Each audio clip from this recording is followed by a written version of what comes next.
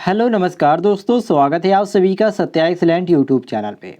दोस्तों आज हम पढ़ने वाले इलेक्ट्रीशियन और इलेक्ट्रिकल ट्रेड से संबंधित कुछ इंपॉर्टेंट क्वेश्चन और ऐसे क्वेश्चन आपको परीक्षाओं में पूछे जाते हैं। तो वीडियो को दोस्तों कंप्लीट देखिएगा। और अभी से आप यदि हमारे यूट्यूब चैनल को सब्सक्राइब नहीं किए हैं तो नीचे आपको एक रेड कलर का बटन दिख रहा होगा सब्सक्राइब वाला, उस पर क्लिक करके बगल में घंटी वाला आइकन को दबाकर ऑल नोटिफिकेशन पे क्लिक कीजिएगा ताकि इस तरह के क्वेश्चन आप डेली प्राप्त कर सकें।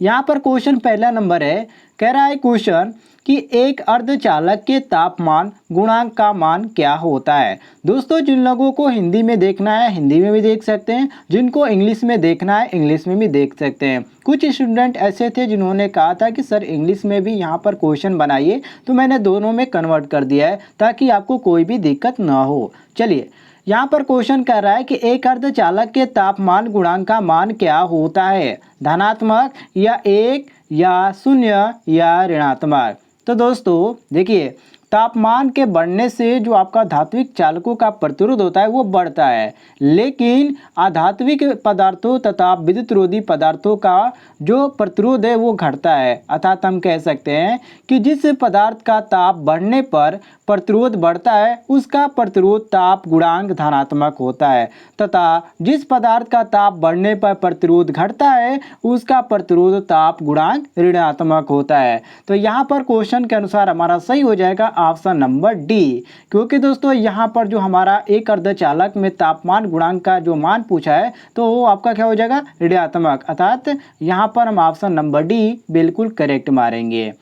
आगे बढ़ते हैं हम क्वेश्चन नंबर 2 पे। क्वेश्चन नंबर 2 है दोस्तों, कह रहा है क्वेश्चन कि उच्च अधिकतम सुरक्षित विद्युत धारा की गणना करें जो 0.5 वाट पर निर्धारित किए गए 1.8 किलो ओम प्रतिरोध में से गुजर सकती है। वेरी वेरी इंपॉर्टेंट क्वेश्चन है दोस्तों। देखिए इसमें आपसे पूछा क्या है, ऐसे क्वेश्चनों को हम लगाते हैं, यहाँ पर ऑप्शन को हम ध्यान नहीं देते हैं, तो हम ऑप्शन को पहले ध्यान नहीं देंगे, पहले क्वेश्चन को सॉल्व करेंगे। तो यहाँ पर देखिए हमारा जो एक फॉर्मूला होता है P बराबर आपका होता है I² होता है, और इसी फार्मूला पे हम इस क्वेश्चन को सॉल्व करेंगे। इसमें आपका दिया क्या है, तो P बराबर आपका दे दिया गया, यहाँ पर देख सकते हैं 0.5 वाट दिया गया है, और R का मान हमारा क्या दिया है, तो ये आपका R का मान दिया गया 1.8 किलो ओम दिया गया है। अब इसको हम किलो को जब हटाएंगे तो हमारा कितना हो जाएगा, 1800 ओम हो जाएगा। क्लियर हो गया दोस्तों।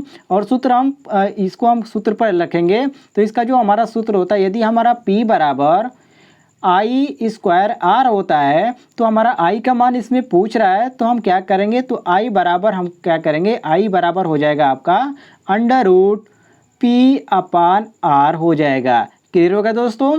और P का मान हमारा कितना दिया गया है, तो 0.5 दिया गया है, तो यहाँ पर हम P की जगह लिखेंगे 0.5, और R का मान हमारा कितना दिया गया है, तो R का मान 1.8, जिसको हमने किलो को हटाया तो हमारा आ गया 1800।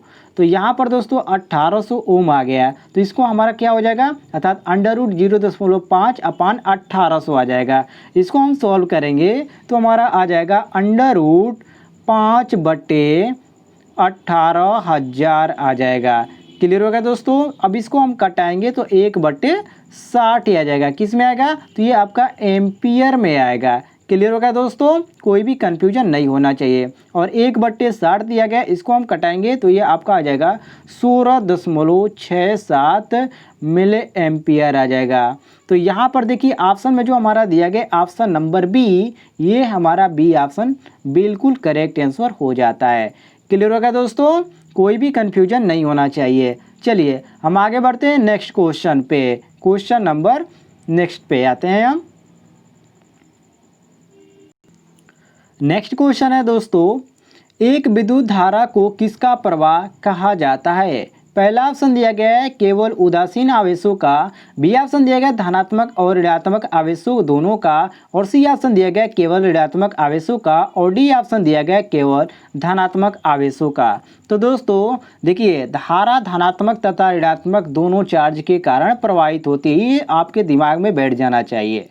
और दोस्तों चालक में इलेक्ट्रॉन या विद्युत आवेश के प्रवाह की दर आपकी विद्युत धारा कहलाती है। अर्थात हम कह सकते हैं कि यदि किसी चालक में आवेश की मात्रा Q समय t अर्थात सेकेंड के लिए प्रवाहित हो तो चालक की जो धारा होगी आपकी हो जाती है I बराबर Q/T हो जाता है। और इसकी मात्रा की बात किया जाए तो ये आपका एम्पियर हो जाता है, जो कि क्वेश्चन में हमसे यही पूछ रहा है। तो ऑप्शन में जो हमारा दिया गया ऑप्शन नंबर बी कि धनात्मक और ऋणात्मक आवेश दोनों का, तो यहाँ पर हम ऑप्शन नंबर बी बिल्कुल करेक्ट मारेंगे।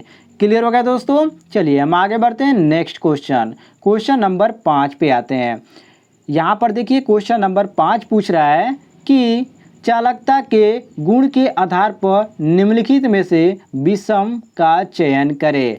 यहाँ पर जो आपका विषम दिया गया कौन सा दिया गया, जैसे कि ऑप्शन में दे दिया गया चांदी, तांबा, प्लास्टिक, एल्युमिनियम दिया गया, ठीक है। तो इसमें आपका कौन सा विषम दिया गया है, ध्यान से देखिएगा दोस्तों, बहुत ही इंपॉर्टेंट क्वेश्चन है। देखिए जो आपका चांदी, कॉपर तथा एल्युमिनियम है ये सभी चालक धातुएं हैं, जबकि जो आपका प्लास्टिक होता है ये आपका अर्धचालक पदार्थ होता है।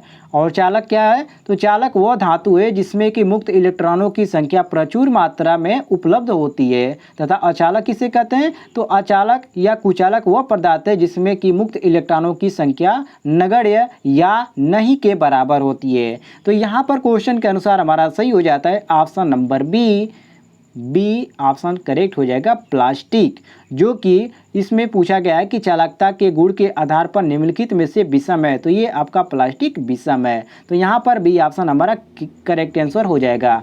क्लियर हो गया दोस्तों। आगे बढ़ते हैं हम क्वेश्चन नंबर 6 पे आते हैं। कह रहा है क्वेश्चन, ध्यान से देखिएगा कि चालकता की SI इकाई क्या है। बहुत ही इंपॉर्टेंट क्वेश्चन और बहुत ही इजी क्वेश्चन है दोस्तों। देखिए जो आपकी चालकता होता है जिसको हम प्रतिरोधकता कहते हैं, ठीक है। अर्थात किसी चालक पदार्थ की चालकता प्रतिरोधकता का विलोमानुपाती होता है, अर्थात इसको हम रो से इंडिकेट करते हैं। तो ये आपका रो बराबर हो जाता है 1/रेजिस्टिविटी। क्या होता है, 1/रेजिस्टिविटी हो जाता है, या हम इसको लिख सकते हैं 1/RA या 1/ओम होता है, या महो या मीटर कहा जाता है, या इसको हम सीमेंस प्रति मीटर भी कहते हैं, ठीक है। जो कि यहाँ पर हमारे ऑप्शन में दिया गया ऑप्शन नंबर सी। तो यहाँ पर क्वेश्चन के अनुसार हमारा ऑप्शन नंबर सी बिल्कुल करेक्ट आंसर हो जाता है। यदि यहाँ पर महो प्रति मीटर भी दिया होता है तो हम इसको करेक्ट मार देते हैं, कोई भी दिक्कत नहीं होता है। चलिए आगे बढ़ते हैं हम क्वेश्चन नंबर 7 पे। कह रहा है क्वेश्चन कि 1 वोल्ट किसके बराबर होता है। वेरी वेरी इंपॉर्टेंट क्वेश्चन है दोस्तों। देखिए परिभाषा के अनुसार हम कह सकते हैं कि जो आपका वोल्ट था अर्थात V बराबर होता है W/Q होता है, जिसका मात्रक जूल प्रति कूलाम होता है। और 1 वोल्ट बराबर क्या होता है, 1 जूल प्रति कूलाम होता है, जो कि यहाँ पर ऑप्शन में हमारा दिया गया ऑप्शन नंबर सी। तो क्वेश्चन के अनुसार हमारा ऑप्शन नंबर सी बिल्कुल करेक्ट आंसर हो जाएगा। क्लियर हो गया दोस्तों। चलिए हम आगे बढ़ते हैं क्वेश्चन नंबर 8 पे। दोस्तों यदि आप इस तरह के क्वेश्चन डेली प्राप्त करना चाहते हैं तो कमेंट में जरूर बताइएगा, और चैनल पे नए होंगे तो नीचे आपको एक रेड कलर का बटन दिख रहा है सब्सक्राइब वाला, इसको क्लिक करके बगल में घंटी वाला आइकन को दबाकर ऑल नोटिफिकेशन पे क्लिक कर दीजिएगा, आपको डेली वीडियो मिलती रहेगी। क्वेश्चन नंबर 8 है, चालक का विशिष्ट प्रतिरोध निर्भर होता है। जो आपका निर्भर होता है ये किस पे निर्भर होता है, तो दोस्तों किसी चालक का पदार्थ की प्रतिरोधकता उस चालक पदार्थ की इकाई आयतन के प्रतिरोध होता है, यह पदार्थ की प्रकृति पर निर्भर करता है। अर्थात इसका जो फार्मूला होता है रो बराबर आपका होता है RA/L होता है। तो यहाँ पर हम कह सकते हैं जो ऑप्शन में हमारा दिया गया ऑप्शन नंबर सी बिल्कुल करेक्ट आंसर दिया गया, अर्थात पदार्थ पर। तो यहाँ पर सी ऑप्शन क्वेश्चन के अनुसार हमारा सही हो जाता है। आगे बढ़ते हैं क्वेश्चन नंबर 9 पे। कह रहा है क्वेश्चन कि एक धात्विक चालक की प्रतिरोधकता तापमान में वृद्धि के साथ क्या होती है, कम हो जाती है या बढ़ जाती है, या अरेखीय रूप से परिवर्तित होती है या अपरिवर्तित होती है। तो दोस्तों इसको ध्यान रखिएगा, बहुत ही ये इम्पोर्टेंट क्वेश्चन है। देखिए तापमान के बढ़ने से धात्विक चालकों का जो प्रतिरोध होता है वो बढ़ता है, लेकिन दोस्तों अधात्विक पदार्थों का प्रतिरोधी पदार्थ का प्रतिरोध जो है घटता है। अर्थात हम कह सकते हैं कि जिस पदार्थ का तापमान बढ़ने पर प्रतिरोध बढ़ता है उसका प्रतिरोध ताप गुणांक धनात्मक होता है। अर्थात जिस पदार्थ का बढ़ने पर प्रतिरोध घटता है उसका प्रतिरोध ताप गुणांक क्या होता है, धनात्मक होता है, जो कि यहाँ पर ऑप्शन में हमारा दिया गया ऑप्शन नंबर बी। तो क्वेश्चन के अनुसार हमारा ऑप्शन नंबर बी करेक्ट हो जाएगा कि एक धात्विक चालक की प्रतिरोधकता तापमान में वृद्धि के साथ क्या होती है, बढ़ती है अर्थात बढ़ जाती है। तो ऑप्शन नंबर बी हम करेक्ट मारेंगे।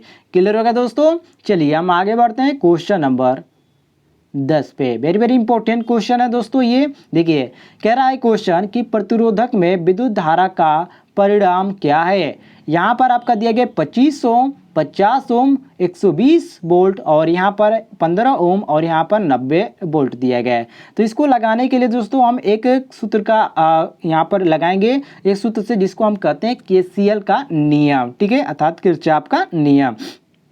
तो यहाँ पर देखिए जो होता है किरचॉफ का नियम वो आपका क्या होता है, किरचॉफ का नियम से हम लगाएंगे जिसका AI1 + I2 + I3 बराबर होता है 0। इससे हम लगाएंगे, इसको हम पहले मान लेंगे समीकरण नंबर 1।